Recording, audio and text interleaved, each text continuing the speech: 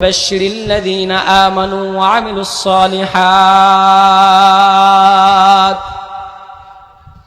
وعملوا الصالحات أن لهم جنات تجري من تحتها الأنهار كلما رزقوا منها من ثمرة رزقا قالوا هذا الذي رزقنا من قبل وأتوا به متشابها ولهم فيها أزواج مطهرة وهم فيها خالدون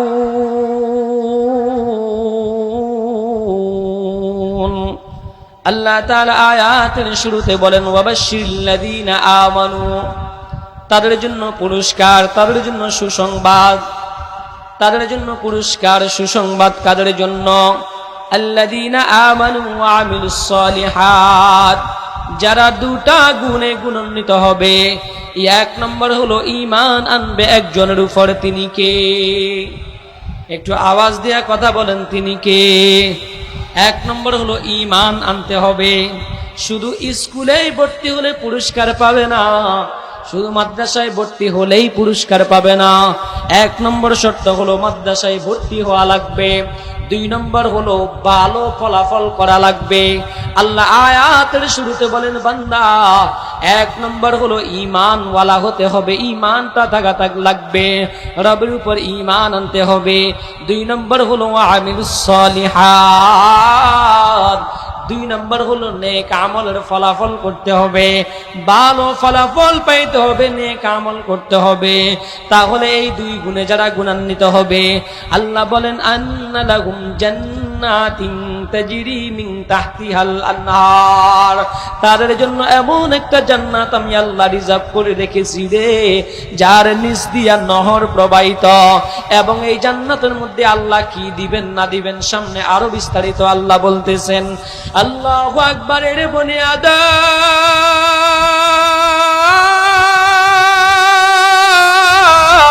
মালিকের জান্নাত পাওয়ার জন্য এক নম্বর গুণ হলো ঈমানওয়ালা হতে হবে। আমার সব কিছুর পূর্বে আমার ঈমানটা শর্ত। আল্লাহু আকবার, আল্লাহু আকবার। দুনিয়ার বর্তমান এনজিওরা, দুনিয়ার বর্তমান ইহুদি খ্রিস্টানেরা, দুনিয়ার বর্তমান ইসরায়েলের নাস্তিক বেঈমানরা সহ আমাদের মুসলমানদের ঈমান ধ্বংস করার জন্য, ওদের ঈমান লুণ্ঠিত করার জন্য চোর ডাকাতের মতো বিভিন্ন জিনিস দিয়া আমাদের ঈমানগুলো লুণ্ঠন করার পায়ে তারা করতেছে। আর আমরা অবলা মুসলমান জানিয়াও না জানার ভান করি। ওলামায়ে কেরাম যদি আমাদেরকে বুঝায়, আমরা ওই ওলামায়ে কেরামের পিছু নেই, ওলামায়ে কেরামদেরকে জঙ্গি বলে ডাক দেই। হায় হায়, না না, এই জাতির বন্ধু ওলামায়ে কেরামের চাইতে বড় কোনো বন্ধু নাই, এই জাতির ওলামায়ে কেরামের চাইতে বড় কোনো দরদি নাই, এই জাতির জন্য ওলামায়ে কেরামের চাইতে কান্নাওয়ালা কেউ নাই। বন্ধুরে তুমি জানো না এই জাতির জন্য ওলামায়ে কেরাম কেমন দরদি। আল্লাহু আকবার। রাতের বেলা যখন তাহাজ্জুদ নামাজে দাঁড়ায়, আল্লাহরে ডাক দেয়, আল্লাহ আমাদের এলাকার মানুষগুলোরে আল্লাহ তুমি হেফাজত করো, আল্লাহ তুমি করোনা থেকে হেফাজত করো, আল্লাহ তুমি রেমাল থেকে হেফাজত করো, আল্লাহ তুমি রাসেলস বাইফার থেকে হেফাজত করো। এইভাবে ওলামায়ে কেরাম কান্দা কান্দা দোয়া করে। এরপরে যখন ওলামায়ে কেরাম কোনো বিপদের সম্মুখীন হয়, যখন কোনো সাধারণ পাবলিক কোনো সমস্যার সম্মুখীন হয়, ওলামায়ে কেরাম মসজিদের মিম্বর থেকে, মাইকের মঞ্চ থেকে জনগণকে সতর্ক করে, ও ভাই, ঈমান যদি বাঁচাতে চাও তাহলে সুদ খায়ও না, হারাম খায়ও না, গাঞ্জা খায়ও না, ইয়াবা সেবন করিও না, অনইসলামিক দলের সদস্য হয়েও না, ইসলামের পক্ষে আসো। এইভাবে ডাইকা ডাইকা বন্ধু তোমার আমার ঈমান সংশোধন করার জন্য ওলামায়ে কেরাম দায়িত্ব নেয়। আজকের যেই মাহফিলটা ওলামায়ে কেরাম নিয়েছে, শ্রম দিয়া গাম দিয়া, শুধু আমার আর আপনার ঈমান আর আমল সংশোধনের জন্য আজকের এই প্রচেষ্টা জোরে কোন কথা ঠিক কিনা? ওলামায়ে কেরাম আপনাদেরকে সব সময় শুধু দুনিয়ার জাহান্নামের আগুন থেকে বাঁচানো নয়, দুনিয়ার হারাম থেকে বাঁচায়া, দুনিয়ার এই মজলুম এই জালেমদের থেকে বাঁচায়া, দুনিয়ার এই জমিনে সুখে শান্তিতে বসবাস করার জন্য সব রকমের দৃষ্টান্ত আপনাদেরকে উলামায়ে কেরাম দেয়। বন্যায় যখন কোনো মানুষ কবলিত হয়, উলামায়ে কেরাম আগে যার যার সমর্থন নিয়ে দাঁড়ায়। করোনায় আপনারা দেখেছেন, উলামায়ে কেরাম মানুষ যখন করোনায় আক্রান্ত হয়েছে, বাবা তার সন্তানের কাছে যায় না, সন্তান তার বাবার কাছে যায় না, স্বামী তার স্ত্রীর কাছে যায় না। উলামায়ে কেরাম জীবন বাজি রেখে করোনা রোগী নিজ হাতে দয়া জমিনের মধ্যে দৃষ্টান্ত স্থাপন করেছে, জাতিকে উপমা দিয়েছে। একমাত্র তোমার বন্ধু যদি কেউ হয়, তোমার নেতা নয়, তোমার লিডার নয়, একমাত্র তোমার বন্ধু যদি কেউ হয়, সেটা হলো উলামায়ে কেরাম। জোরে কোন কথা ঠিক কি? সম্মানিত হাজিরিন, সম্মানিত হাজিরিন, এই জন্য উলামায়ে কেরাম দুনিয়া এবং আখিরাতের যত হারাম আছে সব থেকে আপনাকে আমাকে বাঁচাতে চাই। ইসরায়েলি পণ্য আমার আপনার কলবের মধ্যে ঢুকায়া, পেটের মধ্যে ঢুকায়া কেউ যখন আমার আপনার কলবটাকে, ঈমানটাকে দুর্বল করতে চায়, তো উলামায়ে কেরাম আপনাদেরকে হুঁশিয়ারি উচ্চারণ করেন, বলে ইসরায়েলি পণ্য ধরবেন না, ইসরায়েলি পণ্য ব্যবহার করবেন না, ইউনিলিভারের পণ্য খাবেন না, স্প্রাইট, কোকা কোলা, স্প্রাইট সহ ইসরায়েলের যে সমস্ত পণ্যগুলো আছে এগুলো খাবেন না। কেন? আপনার ঈমানটাকে সংশোধন রাখার জন্য, আপনার ঈমানটা পরিষ্কার পরিশুদ্ধ রাখার জন্য, আপনার ঈমানটা হযরত বেলাল হাবশির মতো রাখার জন্য, আপনার ঈমানটা হযরত আবু বকর ওমরের মতো রাখার জন্য। আপনার ঈমানটা যদি দুর্বল হয়ে যায়, ইহুদি খ্রিস্টানরা জানে আবু বকর ওমরদের ঈমান বেশি ছিল, ওরা 1000 ছিল, এরা 313 জন ছিল, তারপরে ওরা পারে নাই, কারণ ঈমানটা ছিল বড় মজবুত ঈমান। এজন্য ইহুদি খ্রিস্টানরা ঠিক সিদ্ধান্ত নিয়েছে, এদের সাথে মারামারি করে তো আমরা পারি না, অস্ত্রবাজি করে তো আমরা পারি না। এজন্য ওদের ঈমানটা যদি দুর্বল করে দেওয়া যায়, তাহলে এদেরকে সমূলে ধ্বংস করা সম্ভব। এজন্য ঈমান নিয়ে ওরা ছিনিমিনি খেলতেছে। জোরে কোন কথা ঠিক কিনা? সম্মানিত হাজিরিন, আমরা ইনশাআল্লাহ, আল্লাহ তাআলা ঈমানদারের জন্য পুরস্কার ঘোষণা করেছেন। আল্লাহ আমাদেরকে ঈমান ওয়ালা হয়ে কবরে যাওয়ার তৌফিক দান করেন, বলেন আমিন। আমাদের ঈমান তো অনেক বড় মজবুত ঈমান, অনেক বড় মজবুত ঈমান। 500-1000 টাকার কাছে আমার ঈমান বিক্রি হয়ে যায়। আমার ঈমান বড় মজবুত ঈমান। আমি টাকার বান্ডিল দেখলে আমি পাগল হয়ে ঈমান বিক্রি করে দেই, আমি রক্ত বিক্রি করে দেই, আমি আমার পুরা দিন হাত পৌড়িকে বিক্রি করে দেই। অথচ রাসূলের সাহাবায়ে কেরাম অত্যাচার এসেছে, অত্যাচারী স্টিম রোলার চালিয়ে দিয়েছে, তারপরে ঈমান ছাড়েন নাই। জোরে কোন কথা ঠিক কি? হযরত বেলাল হাবশী রাদিয়াল্লাহু তাআলা আনহু একজন সাহাবী, ঈমানের ব্যাপারে কম বেশি আপনারা জানেন। হযরত বেলাল হাবশী রাদিয়াল্লাহু তাআলা আনহু উমাইয়ার গোলাম ছিল, উমাইয়ার গোলামি করত। যখন শুনছে নবী মুহাম্মদুর রাসূলুল্লাহ কালিমার দাওয়াত দেয়, ইয়া আইয়ুহান নাস কুলু লা ইলাহা ইল্লাল্লাহ তুফলিহুন, মানুষেরা তোমরা বলো আল্লাহ এক, আল্লাহ ছাড়া কোনো মাবুদ নাই, তোমরা সফল হয়ে যাইবা। মান ক্বালা লা ইলাহা ইল্লাল্লাহ ফাদাখালাল জান্নাহ, এই বলবে আল্লাহ এক, আল্লাহ ছাড়া কোনো মাবুদ নাই, জান্নাতে প্রবেশ করবে। বেলাল হাবশী রাদিয়াল্লাহু তাআলা আনহু গোপনে যায় নবীজির হাতে হাত রেখা কালিমা বলে মুসলমান হয়ে গেছে। উমাইয়ার বাড়িতে এসে উমাইয়ার গোলামি করে, কাজকর্ম করে, মাঝে মধ্যে ঠোঁটটা লড়াই, মিট মিট মিট মিট করে ঠোঁট লড়ায়। উমাইয়া ডাক দেয়, বেলাল কাজের ফাঁকে ফাঁকে দেখি রে ঠোঁট লড়াই আলারা, কি যেন তুমি বলো? বেলাল রে কি বলে একটু শুনতে চায়। বেলাল বলে, আমি আমার মনিব রে ডাকি, আমি আমার মালিক রে ডাকি। উমাইয়া বড় খুশি হয়ে গেছে, বেলাল তুই, আমি তো তোমার মালিক, আমার তুমি এত ভালোবাসো, এত পছন্দ করো, কাজের ফাঁকে ফাঁকে ফাঁকে ফাঁকে তুমি আমার নামটা স্মরণ করো। বেলাল ডাক দে, উমাইয়া না না না, আমি তোমারে ডাক দেই না, উমাইয়া আমার আর তোমার মালিক একজন, তিনি কে? আর একটু জোরে ডাক দেন না, তিনি কে? আল্লাহু আকবার। উমাইয়া রে, তোমার আমার মালিক তো একমাত্র আমার আল্লাহ, আমি সেই মালিক রে ডাক দিই। উমাইয়ার মাথা খারাপ হইয়া গেছে। উমাইয়া কয় না, তুই আমার নাফরমানি করেছ, আমারে অপমান করেছ, লজ্জিত করেছ, আমি তোরে লাগবো না।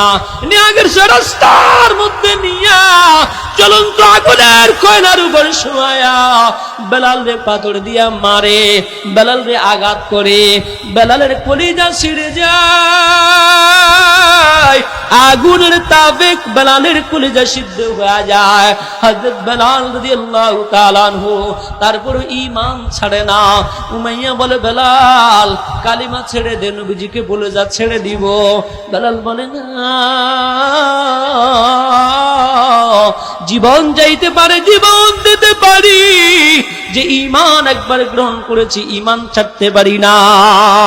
বেলাল জবান দিয়া শুধু শব্দ আসে, আহাদ আহাদ, শুধু আমার মালিকরে ডাক দেয়।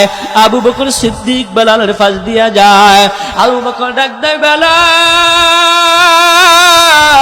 আহাদ আহাদ শব্দটা একটু আস্তে আওয়াজ করে বলো না।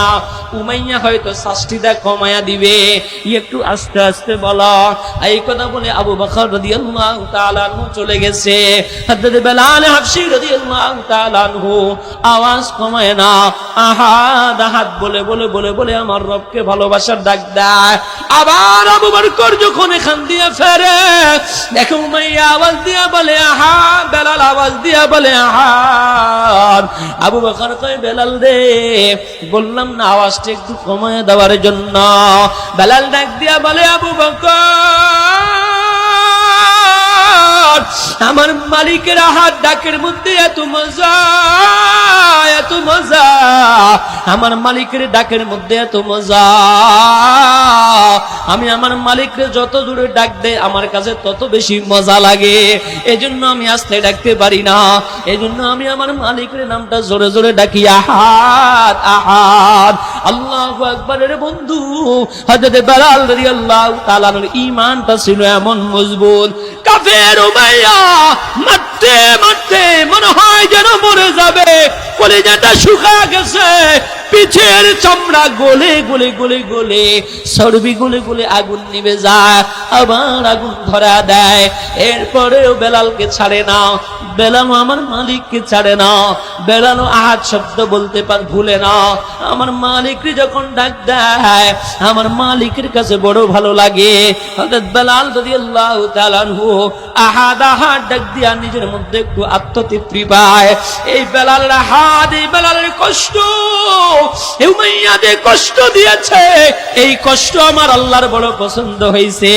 এই জন্য আমার আল্লাহ বেলালকে দামি বানাইয়া দিছে, মসজিদে নববীর মতো এত দামি মসজিদের মুয়াজ্জিন বানাইয়া দিছে আল্লাহ হযরত বেলাল রাদিয়াল্লাহু তাআলা আনহুকে। ভাইরা আমার, ঈমানটা পালন করতে যত কষ্ট, ওটার ফলাফল তত মজা। ঈমানটা আনতে যত কষ্ট, ওটার ফলাফল তত মজা। ঈমানটা রাখতে যত কষ্ট, তার ফলাফল তত মজা। হালাওয়াতুল ঈমান যেটাকে বলা হয়, ঈমানের মজা কি জিনিস এটা আমি আর আপনি বুঝবো না। আমরা ওরকম ঈমান আমাদের নাই। আমরা কেউ জন্মসূত্রে মুসলমান, আমরা কেউ ওয়ারিস সূত্রে মুসলমান, বাপদাদা মুসলমান ছিল এজন্য আমরা মুসলমান, বাপদাদা গরুর গোশত খাইতো এজন্য আমরা গরুর গোশত খাই। কিন্তু ওইভাবে হালাওয়াতুল ঈমান সাহাবায়ে কেরামের মতো ঈমানের মজা আমাদের নাই। হযরত বেলাল রাদিয়াল্লাহু তাআলা আনহুর মজা যেমন ছিল রে, রাসূলের প্রতি মুহাব্বতও তেমন ছিল। আমাদের এই ঈমানটা দুনিয়ার ঈমান, সত্যিকারের রাসূলের প্রতি মুহাব্বত আমাদের নাই, সত্যিকারের রাসূলের প্রতি আমাদের ভালোবাসা নাই, সত্যিকারের রাসূলের প্রতি আমাদের মায়া মুহাব্বত নাই। রাসূলের প্রতি যদি মায়া থাকতো, রাসূলের প্রতি যদি ভালোবাসা থাকতো, আমার রাসূলের কলিজার টুকরা উম্মত ফিলিস্তিনের মধ্যে ইসরায়েল কচু কাটা করে কই পায় এত টাকা। বন্ধুরে, আমার আর তোমার Pepsi, Coca Cola, Mirinda, Fanta, Lux সাবান, পন্ডস, ইউনিলিভারের যত পণ্য, এই যে এগুলো আমরা তোমরা কিনি, এখান থেকে একটা অংশ এরা ইসরায়েলে পাঠায়। ইসরায়েল ওই টাকাগুলো দিয়া আমার আর আপনার কলিজার টুকরা মুসলমান ভাইয়ের কলিজার মধ্যে গুলি চালায়। ছোট্ট মাসুম বাচ্চার কলিজার মাথার খুলিটা উড়াইয়া দেয়। মাকে বাবা হারা করে, বাবাকে মা হারা করে, স্বামীকে বিধবা, স্ত্রীকে বিধবা করে, স্বামীকে স্ত্রী হারা করে। এজন্য বন্ধু, তুমি যদি রাসূলের মহব্বতের আশিক হও, তুমি যদি রাসূলের ভালোবাসার লোক হও, ইসরায়েলি পণ্য তোমার গলা দিয়া ঢুকতে পারে না। তুমি যদি বেলালের মতো আশিক হও, পেপসি তোমার গলা দিয়া ঢুকতে পারে না। তুমি যদি বেলালের মতো আশিক হও, কোকা কোলা তোমার গলা দিয়া ঢুকতে পারে না, এবং কোন দোকানদারও রাখতে পারে না। একটা শব্দ আজকে থেকে উচ্চারিত হবে, অনেক দিন আগ থেকে উচ্চারিত করে উলামায়ে কেরাম। মুসলমান আপামর জনতা আপনাদের কেউ সাথে চায়, যেই দোকানে থাকবে কোক, ওই দোকান বয়কট। পারবেন ইনশাআল্লাহ? স্লোগানটা দিতে পারবেন ইনশাআল্লাহ? দেন তো, জোরে দেন তো। যেই দোকানে থাকবে কোক, ওই দোকান বয়কট। জোরে করবেন, যেই দোকানে থাকবে কোক। আওয়াজ হয় না। মুসলমান বয়কটের আওয়াজ এত আস্তে দিলে চলবে না। মুসলমান তোমরা তো আবু বকর ওমর জাতি, খালিদ বিন ওয়ালিদের জাতি। আর মিয়া কাফিরের সামনে পর্যন্ত মুসলমান কথা বলতে ভুলে নাই। রাসূলের মুহাব্বত, রাসূলের ভালোবাসা পারস্য সরকারের সামনে ওরা বলতে ভুলে নাই। আর তুমি তো দোকানদারের সাথে তোমার সম্পর্ক নষ্ট হবে, এজন্য তুমি বলতে পারো না। তুমি জানো না ইতিহাস, সাহাবায়ে কেরামের ইতিহাস তুমি জানো না। হায় হায় হায় হায়, পারস্য বিজেতা সেনাপতি ছিল, রাসূল করিম সাল্লাল্লাহু আলাইহি সাল্লামের মুহাব্বতের দাবিদার, রাসূল করিম সাল্লাল্লাহু আলাইহি সাল্লামকে ভালোবাসতেন এমন সাহাবায়ে কেরাম, ওরা সমস্ত জীবন পর্যন্ত দিতে পারতেন, জীবন পর্যন্ত বিলিয়ে দিতেন। কিন্তু রাসূলের অপমান, রাসূলের বিপক্ষে কেউ কথা বলবে, দাঁড়া শুনবেন, অথবা রাসূলের মুহাব্বতে ইসরায়েল কাফেররা হাসবে, নাস্তিকরা হাসবে, এজন্য একটা সুন্নত ছেড়ে দিবেন, এমন সাহাবায়ে কেরাম পাওয়া যায় না। ইতিহাসের মধ্যে একজন সাহাবীর নাম স্বর্ণাক্ষরে লিখে রাখার মতো, হযরত হুযায়ফা বিন ইয়ামানি, হযরত হুযায়ফা ইয়ামানি, হযরত হুযায়ফা রাদিয়াল্লাহু তাআলা আনহু, পারস্য সম্রাট, পারস্য বিজেতা হযরত হুযায়ফা যখন পারস্য সম্রাটের সাথে, কাইসারের সাথে যুদ্ধ করার জন্য যখন পারস্যে গেছে, তখন পারস্য সরকার, কাইসার একটা সন্ধি প্রস্তাব দিয়েছে, আসো আমাদের সাথে একটু সন্ধি করো, বসো সামনাসামনি, সন্ধি চুক্তি হবে, তোমার সাথে আমার সাথে একটা চুক্তি স্বাক্ষরিত হবে, এরপরে আমাদের কাজ সামনে আগাবে। হযরত হুযায়ফা রাদিয়াল্লাহু দল গেলেন পারস্য সরকারের রাজপ্রাসাদে, রাজপ্রাসাদে যায় বসলেন। পারস্য সরকার নাস্তার ব্যবস্থা করলেন, খাবার দাবার ইন্তজাম করলেন। হযরত হুযায়ফা রাদিয়াল্লাহু তাআলা আনহু সহ প্রতিনিধি দল বসলেন, খাবার আরম্ভ করলেন। খাইতে খাইতে ছোট্ট হাতের থেকে লোকমা একটা মাটির মধ্যে পড়ে গেছে। হযরত হুযায়ফা রাদিয়াল্লাহু তাআলা আনহু লোকমাটা মাটির থেকে উঠায়া খাওয়া শুরু করলেন। তখন আরেকজন সাহাবী কনুই দিয়ে একটা গুতা দিলেন, এ হুযায়ফা, আপনি কোথায় আছেন? আরে এটা তো আমার আপনার কুড়ে ঘর নয়, এটা তো আমার আপনার খেজুরের ছাউনি দিয়া ঘর নয়, এটা পারস্য সরকার, কাইসারের রাজপ্রাসাদ, তদানীন্তন সময়ের এক সুপার পাওয়ারদার একজন। এই রাজপ্রাসাদে আপনি হাত থেকে লোকমা পড়ে গেছে, ওটা উঠায়া খাইতে যান। এটা এখন আমাদের মানিজ্যতের প্রশ্ন। এই বাহাদুর সরকার, বাহাদুর কি বলবে আমাদেরকে? বলবে মুহাম্মাদের উম্মতরা এত গরিব বুঝি, এক লোকমা পড়ে গেছে উঠাই খাইতে চায়, খবরদার উঠায়েন না। হযরত হুযায়ফা রাদিয়াল্লাহু তাআলা আনহু চোখ মুখ গরম হয়ে গেছে, সাথে সাথে হিংস্র কণ্ঠে, বজ্র কণ্ঠে আওয়াজ দিলেন, আতরুকু সুন্নাত হাবিবি সাল্লাল্লাহু আলাইহি ওয়াসাল্লাম লিহাউলাইল হুমাকা। আমি এই জালেমদের সামনে, আমি এই বলদদের সামনে আমার নিজের প্র্যাকটিস রক্ষার জন্য আমি আমার রাসূলের সুন্নাত ছাড়বো, এটা হতে পারে না, এটা হতে দেওয়া যায় না। সুবহানাল্লাহ। পারস্য সরকারের সামনে, রাজপ্রাসাদের মধ্যে যিনি রাসূলের সুন্নতকে দামাগের মধ্যে ঢুকান, রাসূলের মুহাব্বত ভুলেন নাই, ভালোবাসা ভুলেন নাই। আর আমি আর আপনি রাসূলের ভালোবাসার উম্মতের দাবি করি, কিন্তু ইসরায়েলি পণ্য আমার মুখে দিয়া, গলা দিয়া আমি ঢুকাই। হ্যাঁ যুবক ভাইরা শুনো, কয়দিন থাকবা দুনিয়ায়, কয়দিন থাকবা দুনিয়ায়? এই দুনিয়ায় থাকার জায়গা না ভাই। তুমি দেখো না কত ফার্মেসি ওয়ালা কত ঔষধ বিক্রি করে মানুষদেরকে বাঁচানোর জন্য, ওই ফার্মেসি ওয়ালাও একদিন মারা যায়। ডাক্তার চেক আপ করে পরীক্ষা করে রোগীকে বাঁচানোর জন্য কত চেষ্টা করে, ওই ডাক্তারও একদিন মারা যায়। ল্যাবের মধ্যে টেস্ট করে ব্লাড পরীক্ষা করে হার্ট সার্জারি করে, ওই সার্জারি ডাক্তারও একদিন মারা যায়। যুবক ভাই তুমি জানো না, ঔষধ কোম্পানি যেই ঔষধগুলো বানায়, বিভিন্ন কোম্পানি রয়েছে, স্কার কোম্পানি, গ্লোব কোম্পানি, এই কোম্পানির ঔষধ নির্মাতারা বানানে ওয়াল আরো একদিন মারা যায়। যুবক ভাই তুই কয়দিন থাকবি এই জমিনে? তুই মনে করছস আরে যেই দোকানে বৈশা তুই আরসি আর কোকা কোলা খাচ্ছ, তুই পেপসি আর মিরিন্ডা খাচ্ছ, পাশের দোকানেই তোর কাফনের কাপড়টা চলে আসছে, তুই জানোস না। এজন্য আমার যুবক ভাই প্রস্তুতি নাও, জমিন থেকে একদিন যেতে হবে। কি নিয়ে যাইবা? হযরত বেলাল হাবশির মতো, হযরত খাব্বাব রাদিয়াল্লাহু তাআলা আনহুর মতো, হযরত হানজালার মতো রাসূলের মুহাব্বত তোমার দিলের মধ্যে ঢুকায়া রাসূলের মুহাব্বতে সব জিনিসকে বয়কট করব। আমার রাসূলের মুহাব্বতে আল্লাহ এবং তার রাসূলকে পাওয়ার জন্য এনজিওদেরকে বয়কট করব, আশা বয়কট করব, গ্রামীণ বয়কট করব, এনজিও যত মিশনারি আছে সব বয়কট করব, কিস্তি বয়কট করব, আর 3 দিন উপাস থাকব, তারপরেও কিস্তি নিব না, তারপরেও হারাম খাবো না। যেই শরীর আল্লাহ আমানত দিয়েছেন এই শরীরের মধ্যে হারাম ঢুকাবো না, এই সিদ্ধান্ত যদি তুমি নিতে পারো, ইসলাম অচিরে এই জমিনের মধ্যে জিন্দা হতে আর সময় লাগবে না। মেরে ভাই দোস্ত বুজুর্গ, আল্লাহ আমাদেরকে কথাগুলো বুঝে আমল করার তৌফিক দান করেন, বলেন আমিন। হযরত বেলাল রাদিয়াল্লাহু তাআলা আনহুকে আল্লাহ কেমন সম্মান দিয়েছেন জানেন? মসজিদ নববীর মুয়াজ্জিন বানিয়েছেন।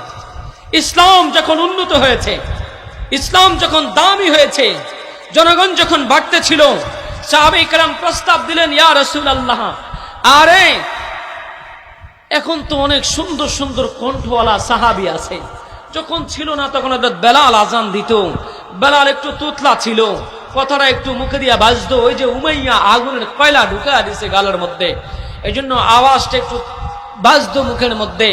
তো রাসূল করিম সাল্লাল্লাহু আলাইহি ওয়াসাল্লামের কাছে প্রস্তাব দিয়েছে, মুয়াজ্জিন চেঞ্জ করেন, মুয়াজ্জিন চেঞ্জ করেন। রাসূলও দেখলেন ঠিক আছে, ওদের প্রস্তাব নিয়ে মুয়াজ্জিন চেঞ্জ করলেন। সুললিত কণ্ঠে আওয়াজ দিয়ে আজান দেওয়া হয়েছে আজকে মদিনার মসজিদে মিম্বার থেকে, মিনার থেকে। আচ্ছা জিবরিল আমিন হাজির, ইয়া রাসূলুল্লাহ, আজকে কি মদিনার মসজিদে আজান হয় নাই? কি বলো আজান হয়নি? আজকে তো আরো সুন্দর কণ্ঠে আজান হয়েছে। রাসূল করিমকে জিবরাইল বলে, ইয়া রাসূলুল্লাহ, কণ্ঠ সুন্দর হতে হবে, কণ্ঠ সুন্দর হতে পারে ঈমান আর তাকওয়াটা বেলালের মতো। বেলালের যে তাকওয়া ছিল আর ঈমান ছিল, বেলালের আজানটা সরাসরি আরশ আজিম পর্যন্ত পৌঁছে যাইত। আমরা ওই বেলালের আজান শুনে আমরা আসমানের মধ্যে নামাজ পড়তাম, ইয়া রাসূলুল্লাহ। আজকে আমরা আজান শুনে নাই, আমাদের নামাজ কাজা হয়ে গেছে। মেরে ভাই দোস্ত বুজুর্গ, এই জন্য ইমানটা আমার আপনার বানাইতে হবে। ইমানের উপর মেহনত আমরা ছেড়ে দিছি। শুনেন, দুনিয়ার সব জিনিসের উপরে মেহনত করাকে আমরা জানি, কিন্তু ইমানের উপরে মেহনত করা ভুলে গেছি। সাধারণ একটা কাটা মাটির মধ্যে যদি মেহনত করা হয়, মাটিটার দাম হয়ে যায় 10 টাকা। জমিন থেকে একদল মেহনত কইরা গাড়িতে উঠায়, আরেক দল ওখান থেকে মেহনত কইরা ব্রিক ফিল্টার ওখানে নিয়ে পালায়, আরেকজন মেশিনের মধ্যে দিয়া ওখান থেকে বের হয় গাড়া, আরেকজন ওখান থেকে মেহনত করে ইট বানায়, আরেকজন শুকায়, আরেকজন ওখান থেকে নিয়ে আগুনের বাটার মধ্যে দেয়, আবার মেহনত করতে করতে ওখান থেকে বের হয়। এই মাটির চাকাটার দাম হয়ে যায় 10-12 টাকা। ছোট্ট একটা গাছের চারা 10 টাকা দেয়া নিয়া আপনি বাজার থেকে নিয়ে লাগাইলেন, মেহনত করতে থাকলেন, সার দিলেন, মজবুত হলো, আবার আস্তে আস্তে একটা বাঁশ দিয়া ফালাও দিলেন, আর একটু মজবুত হলো, বাড়তেছে বাড়তেছে, আপনি পানি দিচ্ছেন, মেহনত করতে করতে এই গাছটা যদি ফল গাছ হয়, ফল দিচ্ছে হাজারো দামি দামি ফল, এবার আপনি বালিতে খাচ্ছেন, ওলামায়ে কেরামদেরকে হাদিয়া দিচ্ছেন, বাজারে বিক্রি করতেছেন, লক্ষ টাকার আপনি মালিক হচ্ছেন। গাছটা যদি ফল গাছ না হয়, কাঠ হচ্ছে, দামি দামি চেয়ার হচ্ছে, সোফা হচ্ছে, খাট হচ্ছে, পালং হচ্ছে, মেহনত করার বদৌলতে হচ্ছে। মেহনত করার পরে জিনিসগুলো দামি হয়ে যায়। আমার আপনার ঈমানের উপর আমি আর আপনি মেহনত করি না, এজন্য ঈমানটা আজকে বড় দুর্বল হয়ে গেছে। অথচ সবচেয়ে বেশি মেহনত করা দরকার ছিল এই ঈমানের উপর। এই ঈমানের উপর মেহনত করার কতগুলো জায়গা আছে। তাবলীগে চলে যান, 3 দিনের জন্য ঈমানের উপর মেহনত করেন। বিশ্ব ইজতেমায় চলে যান, ঈমানের উপর মেহনত করেন। চরমনার ময়দানে চলে যান, ঈমানের উপরে মেহনত করেন। উজানের ময়দানে চলে যান, ঈমানের উপরে মেহনত করেন। আল্লাহ ওয়ালা বুজুর্গদের সাথে সম্পর্ক রাখেন, ঈমানের উপরে মেহনত করেন। উলামায়ে কেরামের মজলিসে, জিকিরের হালকায়, তালিমের মধ্যে, ইসলাহি জোরের মধ্যে, ওয়াজ মাহফিলের মধ্যে যায় সময় দেন। আপনার এই ঈমানের ব্যাটারিটা চার্জ হবে। ঈমানের ব্যাটারিটা যদি চার্জ হয়, ঈমানের মধ্যে যদি চার্জটা বেড়ে যায়, তো আমল করে মজা পাবেন। ওই মজা আপনাকে জান্নাতের মধ্যে পৌঁছায় দেবে। আমার আপনার মোবাইলের চার্জ শেষ হয়ে গেলে চার্জ দিতে হয়, এটা তো বুঝেন, কিন্তু ঈমানের ব্যাটারিতেও চার্জ দেওয়া লাগে। আমার যুবক ভাই, তুমি গুনাহ করতে করতে তোমার ঈমানের ব্যাটারি দুর্বল হয়ে গেছে। মোবাইল টিপতে টিপতে তোমার ঈমানের ব্যাটারি দুর্বল হয়ে গেছে। এজন্য ঈমানের ব্যাটারিকে শুদ্ধ করার জন্য অর্থাৎ বেলাল হাবশির মতো ঈমানকে তরুতাজা যদি করো, তো রাসূল করিমের সাথে তোমার জান্নাতের ফয়সালা। হযরত বেলাল রাদিয়াল্লাহু তাআলা রাসূলকে মুহাব্বত করতেন। রাসূল আরবি বলেন, লা ইউমিনু আহাদুকুম হাত্তা আকুনা হাব্বা ইলাইহি মিন ওয়ালিদিহি ওয়া ওয়ালাদিহি ওয়ান নাসি আজমাইন। আমার উম্মতেরা ততক্ষণ পর্যন্ত প্রকৃত মুমিন হইতে পারবা না যতক্ষণ পর্যন্ত তুমি আমি রাসূলকে মুহাব্বত না করবা। সন্তানের চাইতে বেশি, পিতা মাতার চাইতে বেশি, আত্মীয় স্বজন সকল আত্মীয় স্বজনের চাইতে বেশি আমি নবীকে মুহাব্বত না করবা। এরে বলিয়া বেলাল হাবশী রাদিয়াল্লাহু তাআলা আনহু মুহাব্বত করিয়া রাসূলের মুহাব্বত তার দিলের মধ্যে কেমন ফিট করছে জানোনি? মদিনার মসজিদে নববীর মুয়াজ্জিন হযরত বেলাল, রাসূল করিম যখন দুনিয়া থেকে চলে গেছে, বেলাল আওয়াজ দেয় যে মদিনার মসজিদের মিনার থেকে আমি বেলাল আযান দিলে রাসূল ইমামতি করতো, আজকে থেকে আমি আযান দিলে রাসূলের ইমামতি করবে না। রাসূল আর আমি বেলাল আর মদিনায় থাকবো না। মদিনার অলিতে গলিতে রাসূল সামনে দিয়ে হাঁটতো, আমি বেলাল পিছনে দিয়ে হাঁটতাম, রাসূলের ছোঁয়া পাইতাম। ওই নবীজি তো আজকে আর মদিনার গলিতে গলিতে হাঁটবে না, সুতরাং আমি আর মদিনায় থাকবো না। বেলাল মদিনা ছেড়ে চলে গেছে। অনেক দিন পর্যন্ত বেলাল আর মদিনায় আসে না। পয়গম্বর স্বপ্নে ডাক দিছে, বেলাল আমার কথা কি একটু মায়া লাগে না? আমার ভালোবাসা বুঝি তোমার দিল থেকে চলে গেছে? বেলাল রে, কত দূর দূরান্ত থেকে মানুষ আমার রওজা জিয়ারত করার জন্য আসে, আমার সালাম দেয়। বেলাল রে, আমার একটু সালাম দে, আয় না আয়। বেলাল রাদিয়াল্লাহু তাআলা কে নবীজি স্বপ্নে দেখাইলেন। সকালবেলা ঘুম থেকে উঠা হযরত বেলাল মদিনার দিকে রওনা করছে। রাসূল স্বপ্নে দেখাইছে বেলাল মদিনার দিকে রওনা কইরা মদিনার মধ্যে যায়া রাসূল করিম সাল্লাল্লাহু আলাইহি সাল্লামের রওজার সামনে দাঁড়ায়া সালাম দেয়, আসসালাতু ওয়াসসালামু আলাইকা ইয়া রাসূলুল্লাহ। বেলাল রাদিয়াল্লাহু তাআলা আনহু যখন মদিনার বাজার দিয়া ঢুকে, মদিনার বাজার দিয়া ঢুকে নবীর রওজার দিকে যায়, যুবকরা হযরত বেলালকে দেখছে, কিশোররা হযরত বেলালকে দেখছে, ব্যবসায়ীরা হযরত বেলালকে দেখছে। মানুষের মধ্যে আনন্দের একটা ঢেউ পড়ে গেছে। বেলাল যখন আযান দিত নবীজি ইমামতি করত, বেলাল যখন ছিল নবীজি ছিল, আজকে আবার বেলাল আসছে, মনে হয় নবীও আসবে। বেলাল আজকে আবার আযান দিবে, মনে হয় নবীজিও ইমামতি করবে। দিলের একটা আবেগ, দিলের একটা ভালোবাসা। আল্লাহু আকবার। যুবকরা দৌড়ায়া দৌড়ায়া বাড়িতে যা মারে ডাক দিছে, মাগো আজকে মদিনার বেলালে বাজারে বহুদিন পরে হযরত বেলালকে দেখছি, মাগো বেলাল আসছে, মনে হয় নবীজি আসবে, চলো না মা মদিনার দিকে চলো, মদিনার দিকে চলো। এদিক দিয়ে সাহাবায়ে কেরাম বেলালকে ধরছে, বেলাল বহুদিন পরে আসছো, তুমি যখন আযান দিতা নবীজি ইমামতি করতো, তোমার আযানের সাথে নবীর যুগের একটা ঘ্রাণ পাওয়া যায়, তোমার আযানের সাথে নবীর একটা স্মৃতি বিজড়িত। বেলাল রে একটু আযান দাও না, একটু আযান দাও না, নবীর কথা স্মরণ করব। বেলাল কয় না, আমি আযান দিলে নবীজি এত আর ইমামতি করব না, আমি পারবো না আযান দিতে। সাহাবায়ে কেরাম চিন্তা করছে, না এই ডোসে কাজ হবে না, নবীজির নাতি হাসান হুসাইনকে লাগবে। যা ধরছে, চলো না বেলালকে একটু রাজি করাও। হাসান হুসাইন দৌড়ায়া বেলালকে আইসা ধরছে, বেলাল নানার যুগে যখন আপনি আযান দিতেন গো, নানার একটা স্মৃতি বিজড়িত আপনার আযানের সাথে, দেন না গো একটু আযান দেন না। আপনি আযান দিলে নানার কথা মনে পইরা, নানার ইশকে নানার মহব্বতে একটু কাঁদবো, দিলটা একটু শান্তি পাবে, একটু আযান দেন না। যখন নাতিরা ধরছে, বেলাল আর ফালাইতে পারে না, কারণ এটা সরওয়ারে কায়নাতের নাতি, এটা নবীজির দুলাল নাতি। নবীজি যাদেরকে মাথার মধ্যে নিয়া ঘোড়ার মতো চড়ছে, নিজে ঘোড়া হয়ে গেছে, নাতিদেরকে উপরে শোয়াইছে, আমার নবী সেজদায় গেছে, নাতি মাথার উপরে উঠছে। হযরত আলী রাদিয়াল্লাহু তাআলা আয়েশা রাগ করছে, হযরত রাসূল বলেন, আলী রে কেন রাগ করো, আমার কলিজার টুকরা নাতি রে, নামাজ তো আমি পরেও পড়তে পারবো, কিন্তু হাসান হুসাইন তো আর উঠতে পারবে না। আল্লাহ আল্লাহ, ওই কলিজার টুকরা নাতিদের মহব্বতে হযরত বেলাল মিনারায় উঠে গেছে আযান দেওয়ার জন্য। আযান দিতে দিতে হযরত বেলাল হাবশী রাদিয়াল্লাহু তাআলা আনহু যখন আল্লাহু আকবার আল্লাহু আকবার আশহাদু আল্লা ইলাহা ইল্লাল্লাহ আশহাদু আন্না মুহাম্মাদার রাসূলুল্লাহ, এই কথা বলার সাথে সাথে বেলাল বেহুশ হইয়া মিনারার উপর থেকে নিচে পড়ে গেছে ঠাস করে। কইটা বেলাল রাদিয়াল্লাহু তাআলা আনহু বেহুশ হয়ে গেছে, বেলালের হুঁশ আর নাই। আল্লাহু আকবার আল্লাহু আকবার।